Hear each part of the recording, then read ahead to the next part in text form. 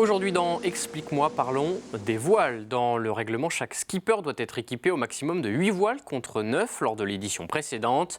À l'arrière du bateau, c'est la grand voile. Elle est toujours en place ou à poste selon le jargon. Elle mesure 160 mètres carrés. Elle peut être réduite selon la force du vent en fonction de plusieurs paliers que l'on appelle des risses. Plus on baisse cette voile, moins le bateau se penche. Il est donc plus stable. Toutes les autres voiles sont rangées dans la soute à voile selon deux catégories. Les voiles plates, J1, J2 et J3, utilisées quand le vent est de face ou de travers.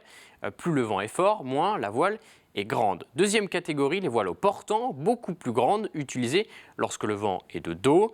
Le petit génaqueur, le grand génaqueur et le spinnaker. Là, plus le vent est faible, plus la surface de la voile est grande. Le spi mesure notamment 400 mètres carrés, c'est la voile la plus grande du bateau. Chaque manœuvre prend environ 30 minutes à 1 heure. Le skipper doit donc être sûr et certain de sa stratégie.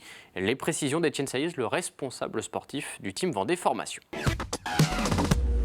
Un skipper, il va faire des routages, c'est-à-dire qu'en fonction des fichiers de vent qu'il va pouvoir prendre sur Internet, en fait, des fichiers de vent qu'on va avoir, et la vitesse qu'il connaît de son bateau, il sait que dans 1 heure, il va rencontrer tel vent, dans une journée, il va rencontrer tel vent. Et ce n'est pas une information fiable à 100%, mais en tout cas, ça donne une bonne tendance. Donc lui, il va être capable de savoir et de se dire, tiens, dans 1 heure, dans 1 heure et demie, je vais mettre telle voile.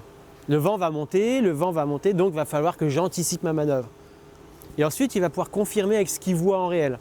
C'est-à-dire, tiens, la météo a dit qu'à 14 h, il va y avoir 20 nœuds de vent. Il confirme, il y a bien 20 nœuds de vent à 14 h. Donc oui, dans 1 heure, le vent sera trop fort, il va falloir que je change de voile. Tout ça, c'est grâce à l'informatique, c'est grâce à l'électronique.